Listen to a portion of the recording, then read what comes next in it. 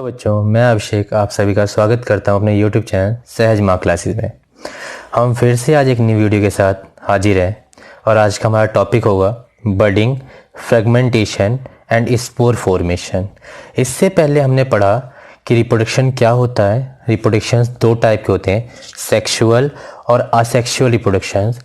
और हमने asexual reproduction के दो टॉपिक अपने लास्ट वीडियो में कवर किए थे। वो दो टॉपिक थे फिजन और रीजनरेशन। अगर आपने वो वीडियो नहीं देखी तो ज़रूर देखें, उसका लिंक डिस्क्रिप्शन में लिंक पर जाएं और उस वीडियो को ज़रूर देखें। आज के जो हमारे टॉपिक हैं, जो मुख्य टॉपिक्स हैं, वो हैं budding, fragmentation and spore formation.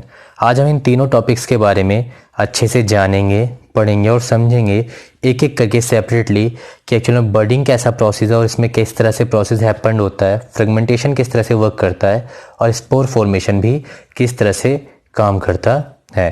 तो चलिए हम शुरू करते हैं आज का अपना पहला टॉपिक, बडिंग।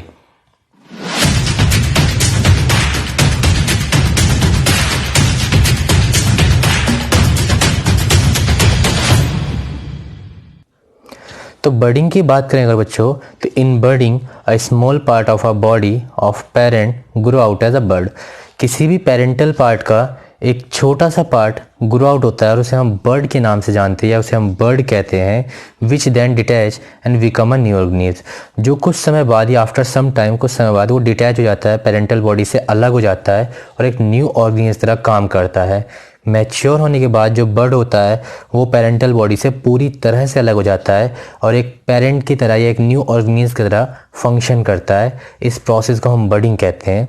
एग्जाम्पल के तौर पर हम बात करें तो हाइड्रा एक बहुत अच्छा एग्जाम्पल है। Hydra reproduce by budding using the regenerative cells. जितने भी रिजेनरेटिव सेल्स हैं, रिजेनरेटिव सेल्स की मदद से हाइड्रा जो है वो बडिंग प्रोसेस करने में सक्षम है, वो बड़ी प्रोसेस कर पाता है। और हाइड्रा के अंदर से एक छोटा सा पहले बर्ड फॉर्म आउट होता है और फिर फाइनली वो बर्ड धीरे धीरे बड़ा होता है, मैच्योर्ड होता है और एक न्यू ऑर्गेनिज्म की तरह वर्क करता है। A bud develop as an outgrowth in hydra due to repeat cell division in one specific sites। जो बर्ड होता है वो धीरे धीरे जनरेट होता है, धीरे मैच्योर्ड होता है और वहाँ पर लगातार रिपीटेशन ऑफ सेल्स होते हैं। When full mature, the bird from the parent body developed into new independent individual. जैसे जैसे बर्ड मैच्योर होता है और उसके बाद में वो ये एक न्यू ऑर्गेनिज्म तरह काम करने लगता है। अगर हम पिक्चर की मदद से समझें तो आप देख सकते हैं कि फाइनली फर्स्टली एक पेरेंटल हाइड्रा होता है, उसके बाद धीरे धीरे एक बर्ड जनरेट होता है उस हाइड्रा में और वो जो बर्ड जनरेट होता है उस समय के साथ में मैच्योरेशन होता है, लगातार रिपीटेशन ऑफ सेल्स होते हैं उसमें। और जब वो सेल लगातार रिपीटेड होते हैं, वो हाइड्रा जो है, जो बर्ड है हाइड्रा का, वो मैच्योर हो जाता है। तो वो हाइड्रा के प्लांट से अलग हो जाता है, पेरेंटल प्लांट से अलग होकर एक न्यू ऑर्गेनिज्म तरह फेम करता है। और वो फिर उसमें भी ऐसी प्रोसेस होंगे कि जो न्यू ऑर्गेनिज्म जनरेट हुआ है एक समय के बाद उसमें कोई बर्ड जनरेट होगा और वो बर्ड फिर से एक न्यू ऑर्गेनिज्म तरह जनरेट करेगा।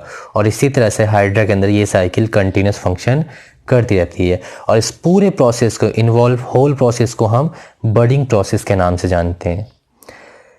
आपका नेक्स्ट टॉपिक है फ्रेगमेंटेशंस। फ्रेगमेंटेशन की अगर हम बात करें तो multi cellular organism which simply body organisation. जो फ्रेगमेंटेशन प्रोसेस है वो मल्टी सेलुलर ऑर्गेनिज्म के अंदर हैपेंड होता है। इसके लिए एक मल्टी सेलुलर ऑर्गेनिज्म होना ज़रूरी है, वरना ये प्रोसेस हैपन नहीं होगा। तो अगर हम बात करें multi cellular organism with simple body organization such as filamentous, algae, है ना, स्पायरोगारा। अगर हम बात करें तो एक एग्जांपल लिया हमने एल्गी का, जिसमें स्पायरोगारा का हमने पर्टिकुलर एग्जांपल लिया। और इस प्रोसेस में होता क्या है, ब्रेक अप इनटू टू और small pieces of a fragment upon maturation.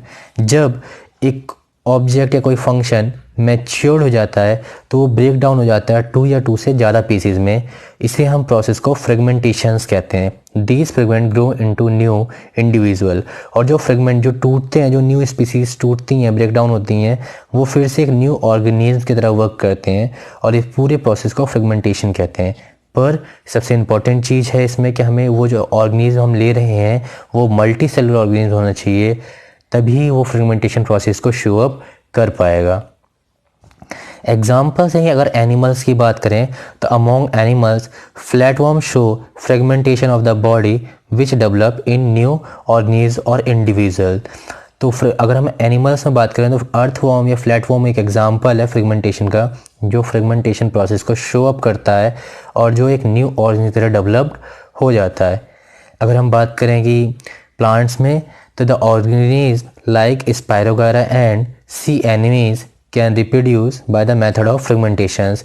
Spirogyra या सी एनिमल्स जो हैं ये प्लांट में रिप्रोडक्शंस करते हैं किस प्रोसेस के हेल्प से? फ्रेगमेंटेशन के हेल्प से।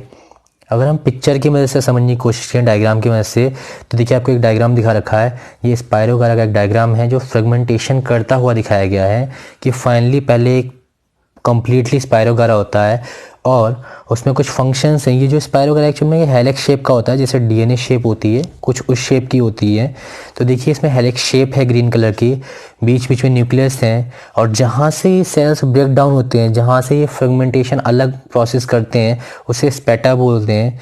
स्पाइरल क्लोरोप्लास्ट उसे बोलते हैं जो हेलिक्स शेप होता है ग्रीन कलर का। तो फाइनली होता क्या है कि पहले एक स्पायरोगारा होता है, कंप्लीट स्पायरोगारा, और जब आफ्टर मैच्योरेशन जब वो कंप्लीट मैच्योर्ड हो जाता है तो वो 2 या मोर देन 2 पीसीज में ब्रेक डाउन हो जाता है फ्रेगमेंटेशन की मदद से। और जो पीसीज ब्रेक डाउन हुए हैं वो भी एक समय के बाद चलने के बाद वो भी एक कंप्लीट ऑर्गेनिज तरह वर्क करते हैं और फिर फाइनली जब वो मैच्योर्ड हो जाएंगे उसके बाद वो भी इसी तरह के फ्रेगमेंटेशन प्रोसेस करते हुए नज़र आएंगे। तो इस पूरे प्रोसेस को हम फ्रेगमेंटेशन कहते हैं कि जब कोई ऐसा मल्टी सेलुलर ऑर्गेनिज मैच्योरेशन के बाद कम्प्लीटली ब्रेक हो जाता है 2 या 2 से ज़्यादा पीसेज में, उससे हम इस फर्मेंटेशन प्रोसेस कहते हैं। हमारा आज का लास्ट टॉपिक जो है वो है स्पोर फॉर्मेशन। स्पोर फॉर्मेशन एक काफ़ी ही बहुत इंपॉर्टेंट टॉपिक है। अगर इसके बारे में बात करें तो in spore formations the parent plant produce 100 of microscopic reproductive unit called spores. ये था कि जो पेरेंटल प्लांट होता है उसके अंदर 100 से ज़्यादा माइक्रोस्कोपिक रिप्रोडक्टिव यूनिट्स होती हैं और उन सभी यूनिट्स को हम स्पोर्स के नाम से जानते हैं। When the spore case of the plant burst then the spore spread into the air. जब वो स्पोर्स जब वो ब्रेक डाउन हो जाता है, वो फ्लावर पूरी तरह से ब्रेक डाउन हो जाता है तो जो स्पोर्स होते हैं वो हवा में फैल जाते हैं, पूरी हवा में स्प्रेड आउट हो जाते हैं। When these airborne spores land on a food और सॉइल, जब जो एयरबोर्न स्पोर्स हैं जो हवा में मिले हुए स्पोर्स हैं वो किसी ऐसी ज़मीन पर या किसी मिट्टी पर गिरते हैं अंडर अ फेवरेबल कंडीशन, एक ऐसी कंडीशन में जहाँ पर वो एक न्यू प्लांट को जन्म दे सके, they germinate and produce new plants. तो उनके अंदर से जर्मिनेट होते हैं, वो धीरे धीरे जमने लगते हैं और वो न्यू प्लांट्स को जन्म देते हैं। और इस पूरे प्रोसेस को होल प्रोसेस को फॉर्मेशन कहते हैं, स्पोर फॉर्मेशन कहते हैं। अगर हम बात करें तो छोटे छोटे स्पोर्स होते हैं फ्लावर्स पे, वो एक टाइम बाद ब्रेक डाउन होते हैं और एयर्स में मिक्स अप हो जाते हैं। एयर उन्हें किसी ऐसे प्लेस पे ले जाती है जहाँ पर जो नॉर्मल प्लेस है, एक ऐसा प्लेस जहाँ पर फेवरेबल कंडीशन होती हैं, जहाँ पर अच्छी खासी कंडीशंस होती हैं किसी प्लांट को जन्म लेने के लिए, और वहाँ पर न्यू प्लांट्स जन्म लेते हैं उन स्पोर्स की हेल्प से। और इस पूरे प्रोसेस को हम स्पोर फॉर्मेशन के नाम से जानते हैं।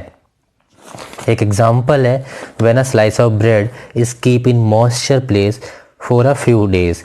जब किसी ब्रेड के पीसीस को, किसी ब्रेड के स्लाइस को किसी एक मॉइस्चर प्लेस पे रखें, ऐसी जगह पे जहाँ पे नमी हो पहले से ही, spore of rhizopus present in the air settle on the bread. जो राइजोपस के स्पोर्स होते हैं जो कि हवा में हमेशा प्रेजेंट होते हैं, ऑलवेज एयर में प्रेजेंट्स होते हैं, वो क्या करेंगे कि उस मॉइस्चर ब्रेड पर कलेक्ट हो जाएंगे, इकट्ठे हो जाएंगे, जिससे है ना to form a new fungus plant of rhizopus. और वो धीरे धीरे एक न्यू फंगस प्लांट को जन्म देंगे राइजोपस के। वो जो ब्रेड है, जो स्लाइस है, वो एक तरह से फेवरेबल कंडीशन का वर्क करेगा और वहाँ पर राइजोपस का एक न्यू फंगस डेवलप हो जाएगा या जर्मिनेट हो जाएगा। Rhizopus is consist of 5 thread like projection called हाइपे। It has a knob like structure which is involve in reproductive cells. इसके बारे में हम बात करेंगे थोड़ा सा डायग्राम्स में। देखिए आपको डायग्राम में दिखाई दे रहा होगा कि जो अपर पार्ट है उसमें स्पोर्स हैं, बहुत सारे स्पोर्स हैं, और जो ब्रस्ट होते हैं जब वो स्पोर्स अलग हो जाते हैं उस फ्लावर से तो एयर में मिक्सअप हो जाते हैं बहुत सारे स्पोर्स, और वो एयर उन्हें कहीं ले जाती है एक फेवरेबल कंडीशन पर जहाँ पर वो एक न्यू प्लांट्स को जन्म देते हैं। और जिस पतले से रॉड से जुड़े हुए हैं उसे हाइपे कहते हैं। है ना। और जिस फंक्शन में स्पोर्स बंधा होता है उसे स्पॉन्जिया कहते हैं। तो बहुत सारे फंक्शंस हैं इस प्रोडक्शन में, लेकिन स्पोर्स की मदद से बहुत सारे न्यू प्लांट्स जन्म लेते हैं। और ये प्रोसेस एक नॉर्मली प्रोसेस है जिससे बहुत सारे प्लांट यूज़ करते हैं और डिफरेंट प्लेसेस पे वो प्लांट पाए जाते हैं। तो आज की वीडियो इतनी ही रखेंगे हम, बाकी मिलते हैं नेक्स्ट वीडियो में। और अगली नेक्स्ट वीडियो में हम डिस्कस करेंगे वेजिटेटिव प्रोग्रेशन का और टिश्यू कल्चर के बारे में। तो आज की वीडियो इतनी ही। Thank you. जय हिंद।